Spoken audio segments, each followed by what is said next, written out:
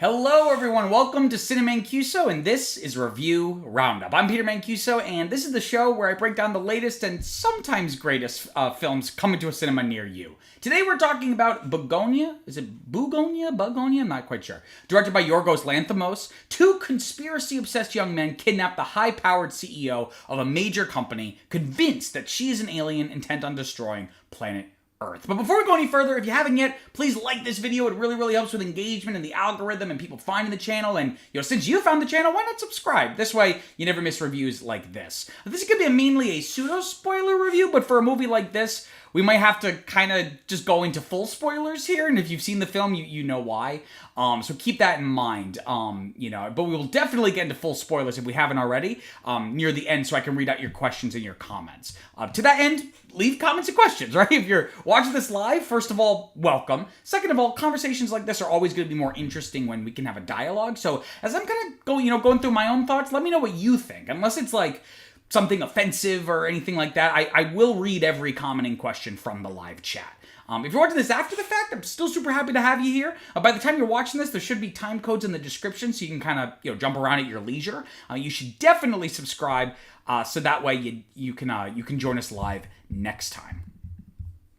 So kind of looking here now, a bird's eye view.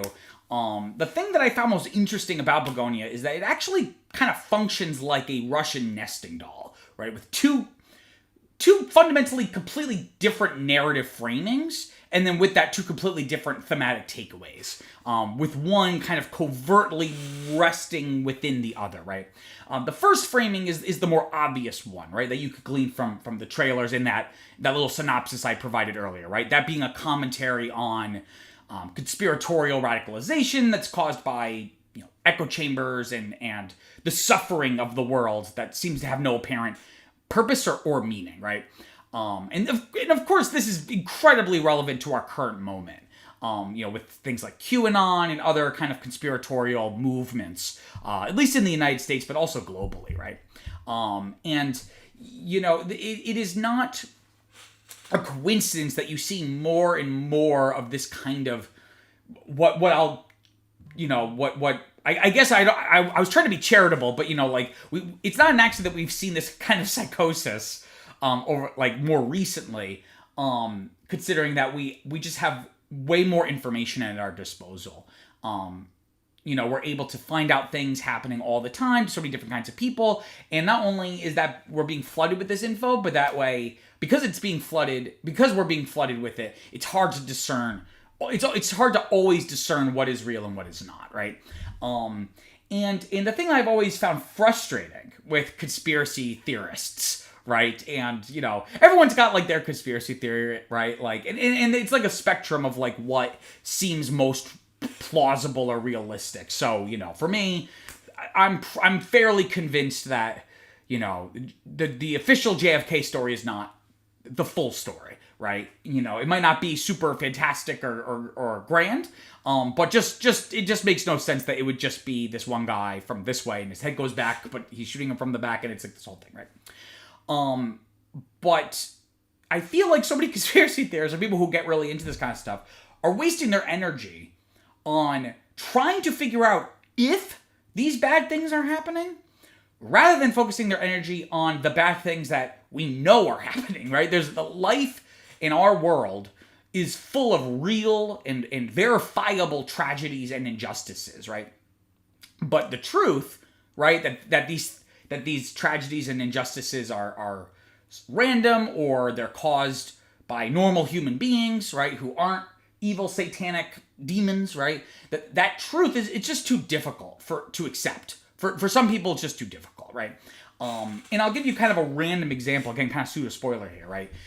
In the film, there's a police officer in this town played by Stavros, the guy from Come Town, right? With Adam Freeland and those guys, right? And it's implied, more than implication, right? But it's not said explicitly like I did this, but it's implied that this police officer, molested Teddy, played by Jesse Plemons, when the police officer was a teenager and Teddy was a kid and the police officer was his babysitter, right? So this was not during his, official policeman duties, right? That's a real thing.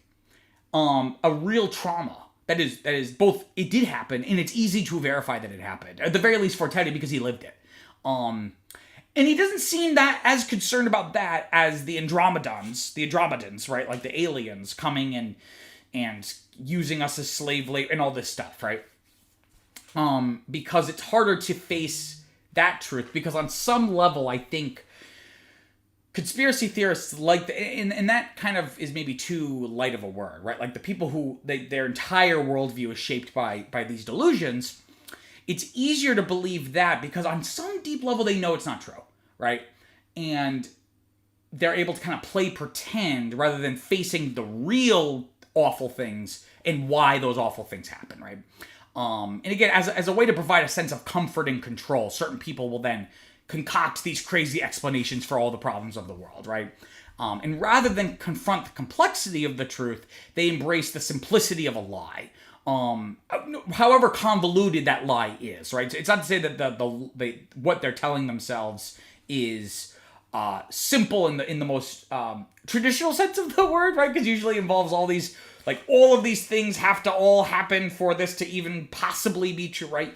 But again, the ultimate conclusion is simple, that it's aliens, right? Rather than just awful human beings, right?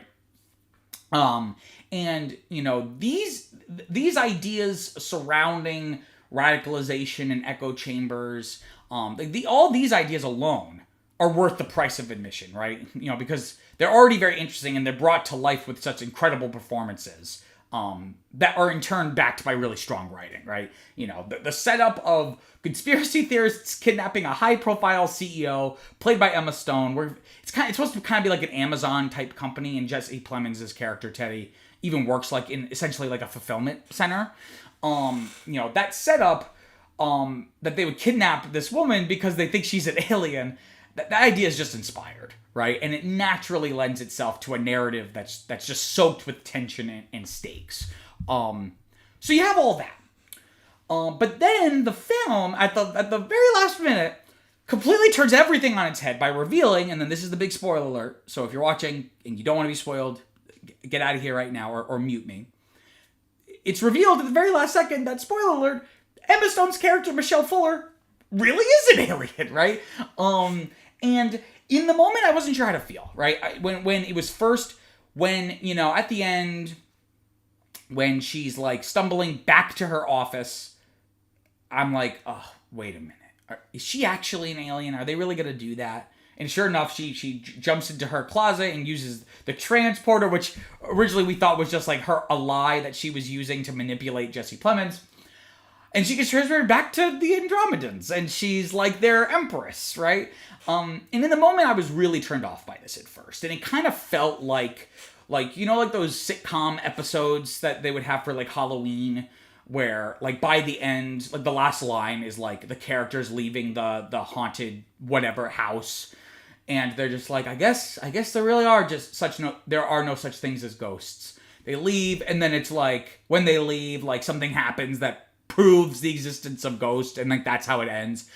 And that's kind of like what this felt like, where I was just like, really, like you were doing all this really interesting stuff, but I eventually got kind of sold on it. And what makes this twist work, if you want to call it a twist, right, is that it's not merely for the surprise of it. It's not merely for like what I'm just describing, right? Notably, it's not like she just teleports back to her people and then like credits roll, right?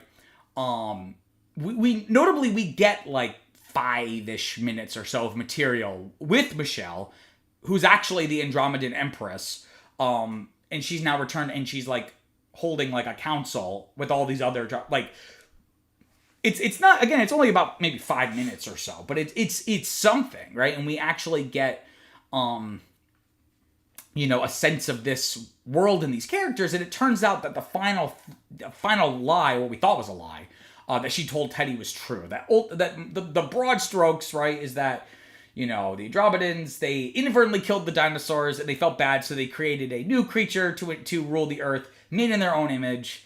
But it hasn't really been going well, so they've been trying to try these different experiments to see if they can kind of fix the flaw in the human condition or something, right? And that's what she tells him. And in the moment, you're just like, oh, okay. Like, it's very clear she's just kind of leaning into his delusion to be able to get what she wants, right? But again, it turns out to be true. Exactly what she was saying, right? And it's at this point, and here's what makes this little kind of addition here at the end work, is at this point, Michelle has decided that humanity is beyond saving, right? It on some level doesn't matter that Teddy was right, or at least partially right. The problem is that he, through this experience of kidnapping her and everything that transpires, he has shown her the worst of human nature, right? In that Earth would be better off had humans never been created by the aliens, right? And then she then goes over to a model of like a flat Earth, right? Which was funny. It's like all the conspiracy theories are true. And the flat Earth has like a little, like almost like atmospheric bubble over it, and she takes like a little pointy thing and pops the bubble. And then we get this little montage of all of humanity has just instantly been killed. And we just see countless people across the world in various situations, in their cars on the highway, during sex, like everyone has just dropped dead, right? It's not like people have been bloodied and maimed. They just have it's like their souls have just left their body, and the puppets, the husks have just fallen to the ground. And it's these last 5 minutes or so of the film that completely transform it from a absurdist dark comedy to like this harrowing, unsettling tragedy in a way, right? This may be Lanthimos' most absurd film yet, which is saying something, but it may also be his most pessimistic, right? And this is purely anecdotal, but it felt like a bomb had gone off in my screening, right? Like when it was over and it went to credits, everyone exited silently. It felt like some stayed glued to their seats, I think, just trying to process what they had just seen, right? And while, ultimately, while Lanthimos and screenwriter Will Tracy, they're able to manage to thread the needle on this complete 180, right? It works. Like, I think if you're looking for a thumbs up or thumbs down on it, it works, right?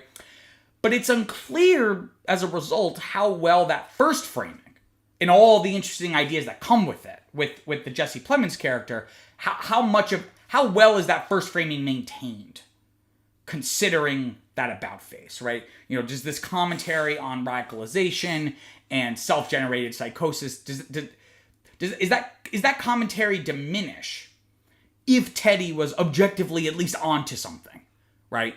Like he was in the ballpark of some kind of version of the truth. And I'm not really sure how to answer that question, right? And it'd be interesting to hear, what your thoughts might be if you're watching. How did that kind of twist, work for you? Because for me, it's less about like, oh, it works or not works, but I just found it so compelling and haunting, right? And if nothing else, both dimensions to this film are compelling. And this issue that I'm bringing up, it's merely creating a friction that only adds to that it adds to the experience. It leaves you with more to kind of chew on and think about, as you drive home from the theater and you wake up the next day and you're still thinking about it, right? That's the difference between like a scary, like a horror movie, and something that just really sticks with you. It's like gum on your shoe, and you just can't quite get rid of it, right? Each of these framings is anchored by one of our two leads, and though they're both phenomenal actors and they bring that talent to this film, one definitely serves their side of the coin better than the other. And that person's Jesse Plemons, right, as Teddy, whose performance and his characterization of this person, it's just nothing short of outstanding. He's just such an interesting actor, and he's able to remain sympathetic while perfectly capturing this exact kind of person. And I can kind of give a little bit of my own personal experience. So I actually worked as a PA on a limited documentary series for Peacock called Shadowland, or was it Shadowlands plural? I don't know if it had a name when we were doing it. I think it was still like pending, or maybe it wasn't. I don't know. And it was following a bunch of people who were on trial This is, of course, during the Biden administration. All these people who were on trial for storming the Capitol on January 6th. And we went to this to kind of follow this woman in like western, like rural Pennsylvania, like the Allegheny Mountain area. Nice woman. She owned a pizza shop, right? And she was batshit crazy, right? Like we this was still during COVID, so for production precaution, we had to all wear masks when we were on set.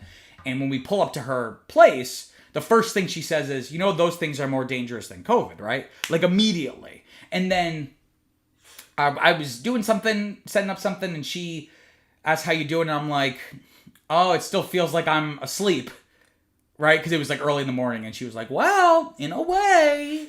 You know what I mean? Like she was just so detached from reality, right? And so I'm able to kind of use that lived experience of mine to kind of evaluate this character, and while she was always very nice to us, and like there was never any kind of antagonism, human to human, I see like the little seeds that have grown to full maturity with Teddy, right, with this character.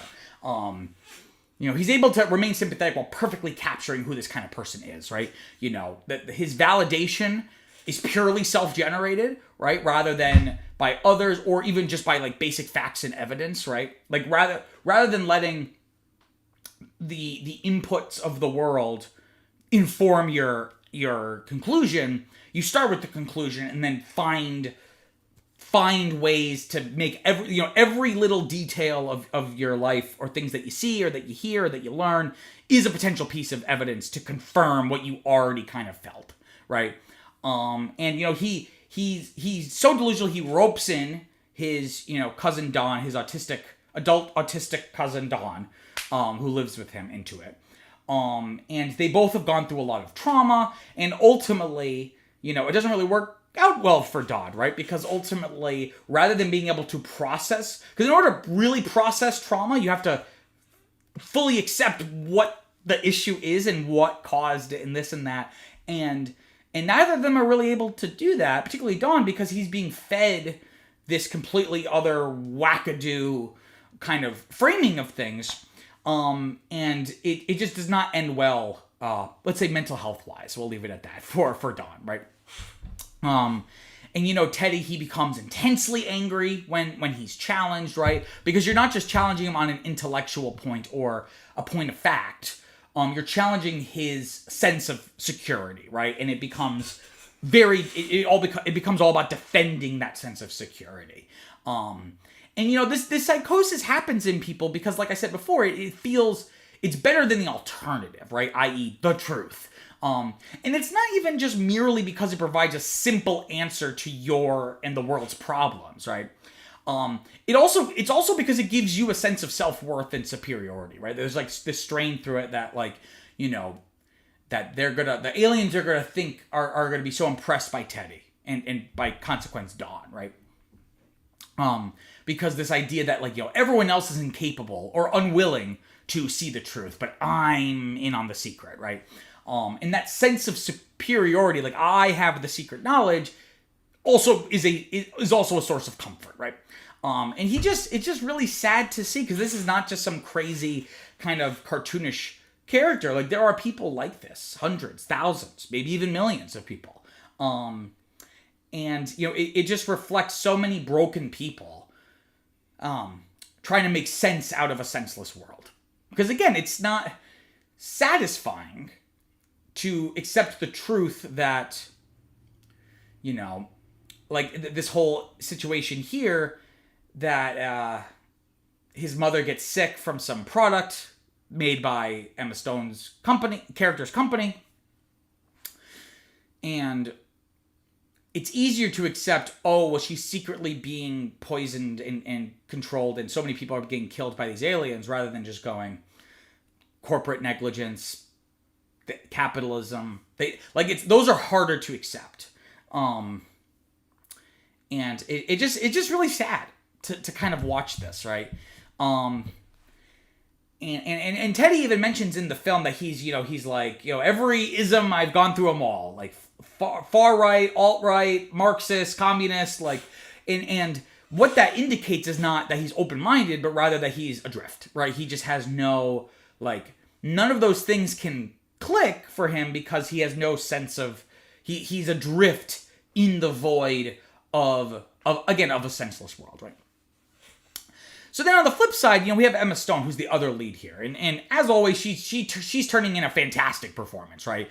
And her team ups with Lanthimos, just I'm really glad that they've kind of found each other, right? Between this and Poor Things and The Favorite, her work with this director, it really gives her the chance to flex her acting muscles and really showcase her range, right? Because The Favorite, Poor Things, and now Bugonia, these are three completely different kinds of characters. But again, the issue here is that friction, right, between these two different kind of framings for the movie, it kind of muddies her character's arc, right? So, she's initially presented as the cold, calculating corporate type who can and will say whatever she has to say in order to achieve whatever is in her self-interest, right?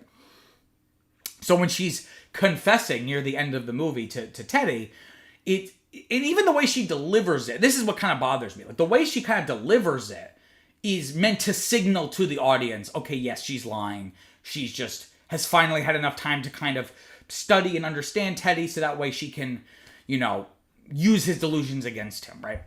But then again, this last minute twist, it muddies the waters, but it nevertheless, it definitely paints her more sympathetically, than otherwise, right? Again, maybe it's because I'm like a borderline Marxist or communist, but I'm always instinctually going to not root for the mega millionaire, potentially billionaire corporate CEO, right? And I don't think the movie really did her any favors in terms of like she's not meant to be likable, she's meant to be interesting, kind of, right?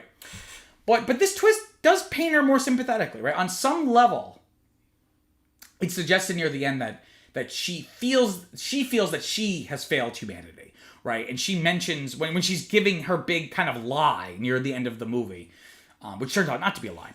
She mentions in what that she's been among humans so long that maybe she's lost a bit of herself along the way, and there's this sense of regret near the end when she announces to the council that humanity's time is over, and when she pops the little atmospheric bubble, on some level she maybe feels guilt, like maybe she could have given them a better chance at proving their worth, but again that it doesn't matter if Teddy was right or wrong.